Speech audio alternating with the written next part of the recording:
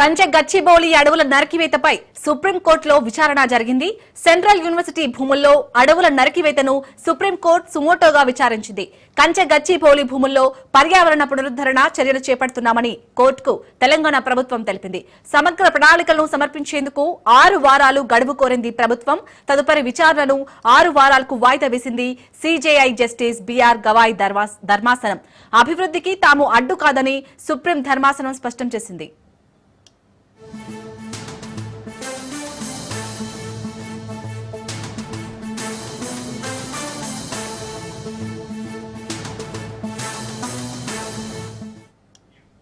సుస్థిర అభివృద్ధి ముఖ్యమని సిజేఐ ధర్మాసనం పేర్కొంది. అభివృద్ధి చేసేటప్పుడు పర్యావరణ పరిరక్షణను కూడా పరిగణలోకి తీసుకోవాలని సిజేఐ జస్టిస్ బిఆర్ గవాయ్ సూచించారు. కంచె గచ్చిబౌలి భూముల్లో ప్రభుత్వ పర్యావరణ పరిరక్షణ చర్యలు మంచి ఫలితాలు ఇస్తే తప్పకుండా మెచ్చుకుంటామని సిజేఐ జస్టిస్ బిఆర్ గవాయ్ అభిప్రాయం వ్యక్తం చేశారు. గతంలో చేసిన వ్యాఖ్యలను కూడా ఉపసంహరించుకొని మరింతగా ప్రశంసిస్తామని సిజేఐ జస్టిస్ బిఆర్ గవాయ్ పేర్కొన్నారు.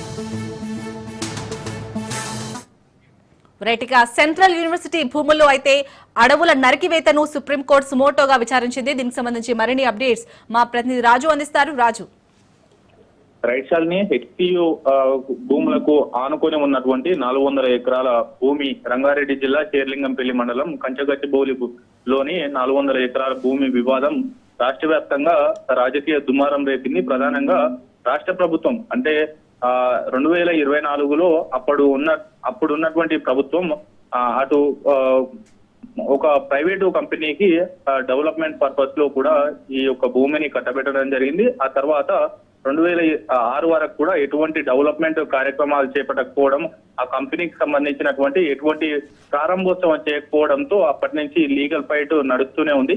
అయితే ఇటీవల రేవంత్ రెడ్డి సర్కారు తెలంగాణలో వచ్చిన తర్వాత దానిపైన లీగల్ ఫైట్ చేసిన తర్వాత ఆ భూమి ప్రైవేట్ పరం కాదు, ప్రభుత్వానికి చెందుతుంది అనేది కూడా ప్రభుత్వం అటు కోర్టు తీర్పునిచ్చినటువంటి పరిస్థితి అయితే ఉంది. ఈ నేపథ్యంలో కూడా ఆ కంచగచ్చిబౌలిలో ఉన్నటువంటి 400 ఎకరాల భూమిని చదును చేసి అటు రాష్ట్ర ప్రభుత్వం కొంత ఆదాయాన్ని సమకూర్చుకోవాలనేటటువంటి ఆలోచనలో ఉండింది. ఈ నేపథ్యంలోని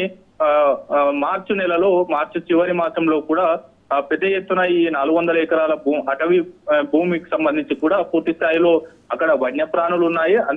అదే కాకుండా అక్కడ అనేక జీవ సంపద అటు వన్య సంపద కూడా ఉంది అనేది కూడా పర్యావరణవేత్తలు పెద్ద ఎత్తున ఆందోళన చేపట్టారు. మరోవైపు ప్రభుత్వానికి వ్యతిరేకంగా కూడా నిరసన తెలిపినటువంటి పరిస్థితి అయితే ఉంది. దాదాపు వందలాది సంఖ్యలో కూడా జేసీబీలను ప్రొక్లైనర్లను పెట్టి భూమిని చదువు చేసేటటువంటి కార్యక్రమాన్ని చేశారు. మరోవైపు అక్కడ ఉన్నటువంటి వృక్ష సంపద కావచ్చు, వన్య ప్రాణులకు కూడా ఇబ్బంది కలుగుతుంది అనేది కూడా పర్యావరణవేత్తలు, విద్యార్థి సంఘాలు, హెచ్సియుకు సంబంధించినటువంటి విద్యార్థులు కూడా ఆందోళనలు చేపట్టారు. దీంతో సుమోటోగా సుప్రీంకోర్టు ఈ కేసును కంచగచ్చిబౌలి భూములకు సంబంధించినటువంటి కేసును సుమోటోగా తీసుకొని విచారణ చేపడతా ఉంది. అందుకు సంబంధించి గతంలో రాష్ట్ర ప్రభుత్వాన్ని కూడా కొంత మొట్టికాయలు వేసినటువంటి పరిస్థితి అయితే ఉంది. అవసరమైతే ఆ యొక్క పర్యావరణాన్ని రక్షించకుండా విధ్వంసం చేస్తే కనుక అక్కడే కంచగచ్చిబౌలి భూములలోనే తాత్కాలిక జైళ్లను ఏర్పాటు చేసి సిఎస్ తో పాటు ఉన్నతాధికారులను అందులో ఉంచాల్సి ఉంటుంది అనేటటువంటి తీవ్రమైనటువంటి ఆగ్రహం వ్యక్తం చేసినటువంటి పరిస్థితి అయితే ఉంది. అయితే తాజాగా తెలంగాణకు సంబంధించినటువంటి కాంగ్రెస్ పార్టీ ఎంపీ, రాజ్యసభ సభ్యుడిగా ఉన్నటువంటి అభిషేక్ మను సింఘ్వి తాజాగా సుప్రీంకోర్టులో ఇవాళ జరిగినటువంటి వాదనలకు సంబంధించి ఆయన ప్రభుత్వం తరఫున, తెలంగాణ రాష్ట్ర సర్కార్ తరఫున వాదనలు వినిపించారు.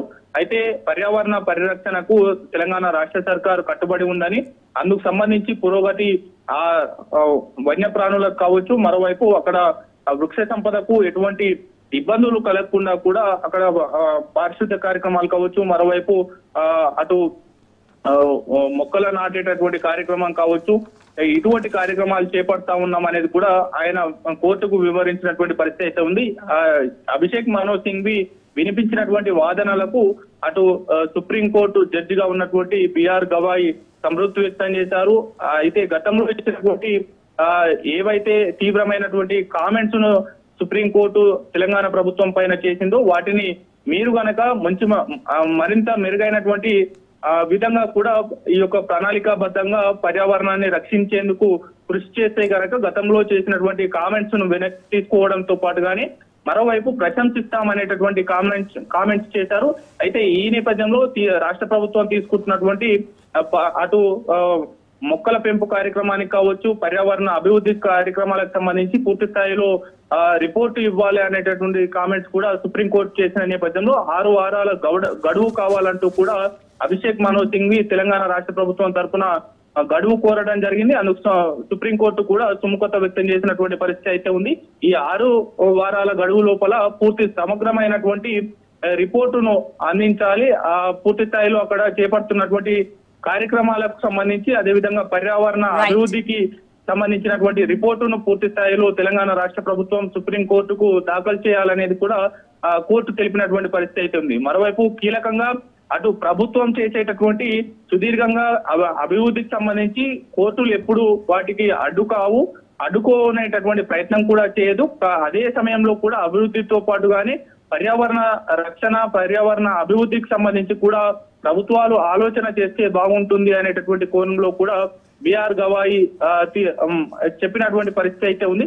పూర్తి స్థాయిలో కూడా ఈ కచ్చగచ్చిబౌలి భూములకు సంబంధించి రాజకీయ వర్గాల్లో కూడా పెద్ద ఎత్తున చర్చ జరిగింది.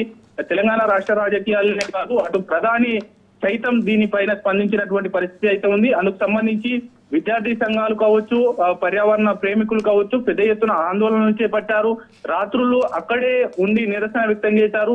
పోలీసులు వారిని అడ్డుకునేటటువంటి ప్రయత్నం చేసినప్పటికీ కూడా హెచ్సియు విద్యార్థులు పోరాడారు. ఆ తర్వాత పూర్తి స్థాయిలో కూడా ఇవాళ మరోసారి కోర్టు ముందుకు ఈ యొక్క కేసు రావడంతో ఇటువంటి కీలకమైనటువంటి పరిణామాలు చోటు చేసుకున్నాయి. అటు ప్రభుత్వం పూర్తి స్థాయిలో కూడా పర్యావరణాన్ని రక్షించే విధంగా, అభివృద్ధి చేసే విధంగా చర్యలు చేపడతా ఉందనేది కూడా అభిషేక్ మను సింఘ్వి తెలిపినటువంటి పరిస్థితి అయితే ఉంది. Right, thank you Raju.